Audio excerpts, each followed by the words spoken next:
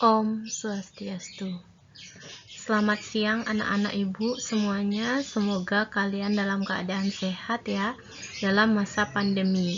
Tetap jaga kesehatan dan selalu menjaga imunitas tubuh kita. Nah, untuk pembelajaran hari ini kita akan menginjak bab 3, yaitu tentang moksa.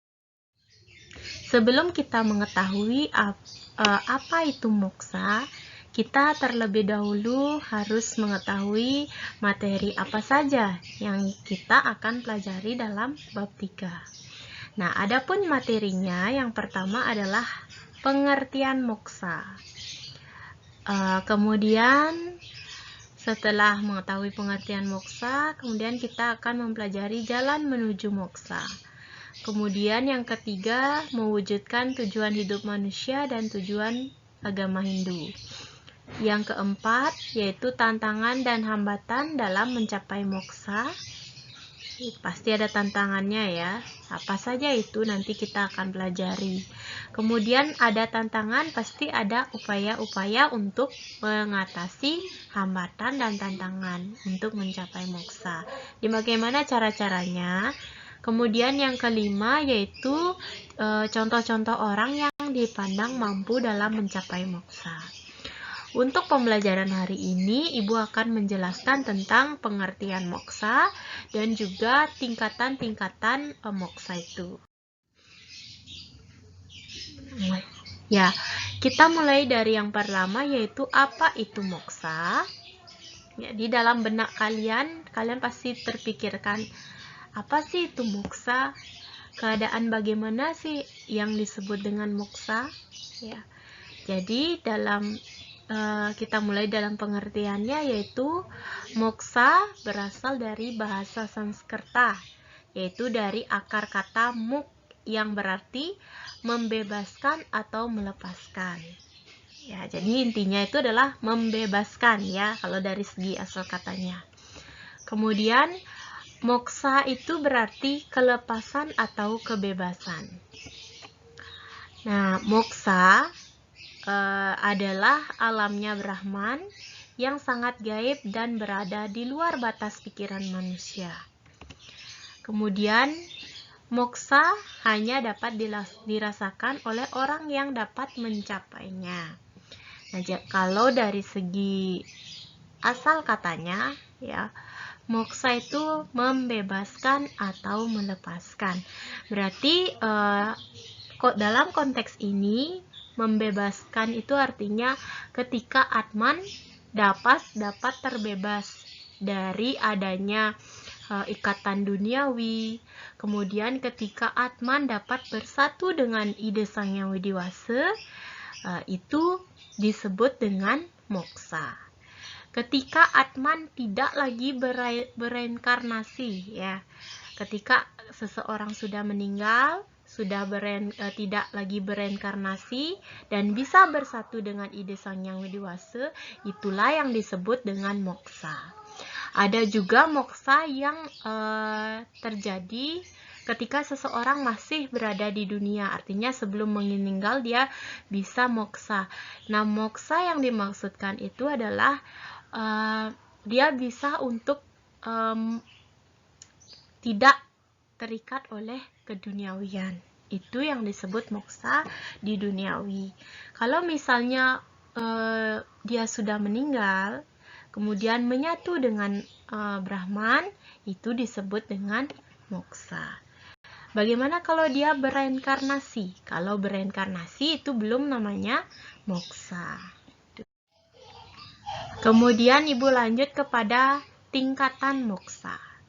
Nah, moksa itu ada tingkatan-tingkatannya.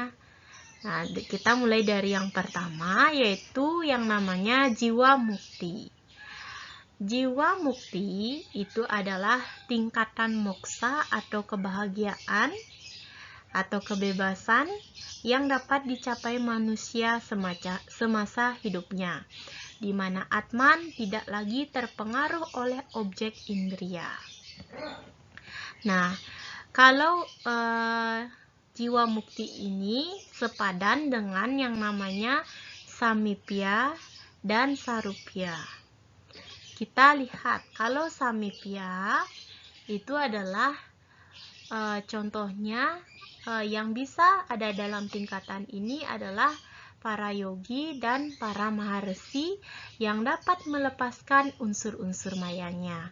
Nah, di sini para maharesi sudah pastinya bisa untuk melepaskan ikatan-ikatan duniawi. Makanya beliau disebut sudah bisa mencapai moksa pada tingkatan masih di dunia ya. Artinya pada tingkatan dia masih hidup di dunia ini. Jadi itu dengan melepaskan unsur-unsur duniawi. Itu sudah bisa mencapai moksa yang namanya moksa di dalam kehidupannya. Kemudian kalau Sarupya yaitu kedudukan Atman adalah pancaran dari kemahakuasaan Atman. Contohnya Sri Rama, Buddha, dan Sri Krishna. Nah, kalau Rama, Buddha, Sri Krishna kan merupakan perwujudan dari para dewa yang turun ke dunia untuk menumpas kejahatan yang ada di dunia. Nah, otomatis Sri Rama, Buddha, dan Krishna beliau ya telah bisa mencapai moksa yang ada di dunia karena beliau merupakan reinkarnasi dari Tuhan itu sendiri ya. Jadi moksa yang ada di dunia ini bisa dicapai oleh para maharesi dan juga Sri Rama, Buddha, dan juga Krishna. Jadi itu ya, ingat anak-anak, poin kuncinya adalah kalau jiwa mukti berarti moksa yang ada pada tingkatan semasa hidupnya. Jadi belum meninggal ya, intinya di sini belum meninggal. Jika seseorang itu masih hidup ya dan dia tidak terikat oleh objek indria atau pengaruh duniawi, berarti dia sudah mencapai moksa pada tingkatan jiwa mukti, yaitu moksa pada masa hidupnya. Jadi moksa pada masa hidupnya ini tidak sembarangan orang bisa ya, yaitu para maharesi, Sri Rama, Buddha, dan Krishna itu yang dianggap bisa untuk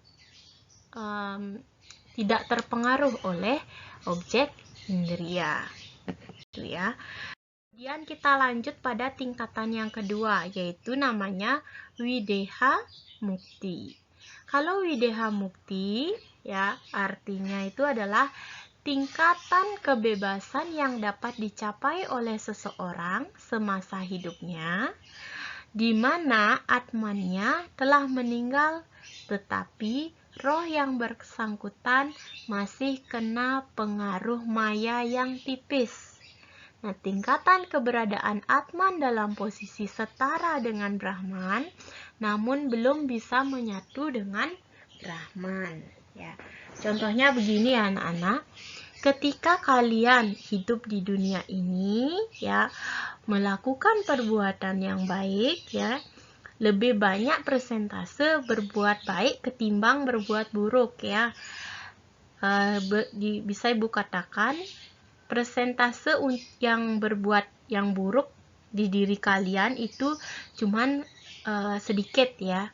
Jadi akan ada dalam keadaan ini di mana atman telah ketika nanti kalian sudah meninggal ya, rohnya ini hanya kena pengaruh maya yang tipis ya. Jadi dalam konteks ini roh itu masih terselimuti oleh ikatan duniawi tapi tipis ya. Jadi tingkatannya ini belum dia bisa rohnya menyatu dengan Brahman, tetapi rohnya itu bisa berada pada alam Brahman ya. Kalau berada dalam alam Brahman belum tentu menyatu dengan Brahman ya. Jadi setara dia dengan Brahman tetapi belum bisa menyatu dengan Brahma karena rohnya itu masih terpengaruh maya yang tipis. Itu ya. Kemudian Wideha Mukti ini disamakan tingkatannya seperti Salokya, yaitu suatu keadaan yang dapat dicapai oleh Atman, di mana Atman itu sendiri telah berada dalam posisi dan kesadaran yang sama dengan Tuhan. Dia berada dalam alam Brahman tetapi belum bisa menyatu dengan Brahman. Itu ya. Kemudian itu tentang Wideha Mukti. Kita lanjut yang ketiga, yaitu Purna Mukti. Purna Mukti artinya tingkat kebebasan yang paling sempurna. Pada tingkatan ini, posisi Atman seseorang telah menyatu dengan Brahman. Ya, jadi kalau yang ini paling sempurna ya, sudah menyatu dengan alamnya Brahman. Sudah menyatu dengan Brahman ya. Terus Purna Mukti ini sama dengan tingkatan Sayudja. Sayudja artinya tingkatan kebebasan yang tertinggi, di mana Atman bersatu dengan Brahman ya. Jadi Atmannya itu sudah bersatu dia dengan Brahman. Jadi dalam keadaan ini dia sudah yang namanya terbebaskan ya. Artinya tidak dia bereinkarnasi lagi ke dunia ya, sudah bisa menyatu dengan Brahman. Jadi Atman itu adalah ciptaan dari Brahman. Kalau Atmannya itu sudah dia persentasenya berbuat baik 100% ya, baru bisa menyatu kembali kepada sumber Atman itu sendiri, yaitu Brahman. Dia akan menyatu kembali kepada sumbernya, yaitu Brahman. Anak-anak, dari 3 tingkatan moksa itu, yaitu ada yang pertama ada Jiwa Mukti, yang kedua Widya Mukti, dan yang ketiga Purna Mukti. Kalau Jiwa Mukti, kesimpulannya adalah moksa yang dicapai di semasa hidup, yaitu dengan mengendalikan atau tidak terpengaruh oleh objek duniawi. Kalau yang kedua Wideha Mukti, yang artinya Atman sudah dia berada dalam alam Brahman, tetapi belum dia bisa menyatu dengan Brahman. Itu moksa dalam Wideha Mukti. Kalau Purna Mukti berarti dia sudah pada tingkatan yang paling sempurna, yaitu dia bisa menyatu dengan Brahman ya. Baiklah anak-anak, untuk pemberian materi hari ini Ibu cukupkan sampai di sini tentang apa itu moksa dan tingkatan-tingkatan moksa. Nah, untuk minggu depan Ibu akan lanjut pada jalan dalam mencapai moksa. Dipelajari apa yang Ibu berikan ini dan dicatat dalam buku catatannya. Terima kasih. Ibu tutup dengan para mesanti. Om Santi Santi Santi Om.